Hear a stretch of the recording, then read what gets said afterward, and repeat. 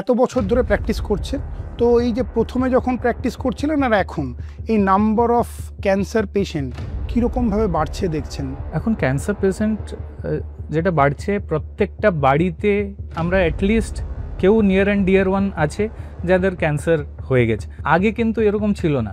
আগে হচ্ছে আমরা ক্যান্সার শুনলে ভাবতাম হ্যাঁ আমাদের কাছাকাছি তো কারোর হয়নি, কিন্তু এখন কিন্তু প্রত্যেকটা বাড়িতে ক্যান্সার আছে। আর যেটা বলা হচ্ছে কি 2040-তে রিয়েলি প্রত্যেকটা বাড়িতে একটা ক্যান্সার পেশেন্ট থাকবে। মানে আপনি যেটা বলেন, মানে প্যান্ডেমিকের মতন একটা ভয় লাগছে। একদম একদম। এইটাকে প্রিভেন্ট করার জন্য ডাক্তারি মহল বা অন্যান্য জায়গা থেকে কীরকমভাবে ইনিশিয়েটিভ নেওয়া হচ্ছে? ফার্স্ট হচ্ছে ক্যান্সার অ্যাওয়ারনেস। তো মানুষকে জানতে হবে কোন ডিজিজের কি সিমটম। ব্রেস্ট ক্যান্সার হলে লাম্প হতে পারে, এটা মানে থ্রোট ক্যান্সার হলে ভয়েসে চেঞ্জেস হতে পারে, কিংবা লাং ক্যান্সার হলে কাশি হতে পারে। এই জিনিসগুলো ফার্স্ট জানতে হবে। Cancer awareness is very important. তারপর সেকেন্ড হচ্ছে কিভাবে আর্লি ডায়াগনোজ করবো। আর্লি ডায়াগনোজ কিভাবে পসিবল? যদি হচ্ছে আমরা স্ক্রিনিং করলাম, হাই রিস্ক ইন্ডিভিজুয়ালসদের স্ক্রিনিং করলাম, ডায়াগনোসিস তাড়াতাড়ি হলো, ট্রিটমেন্ট তাড়াতাড়ি করলাম।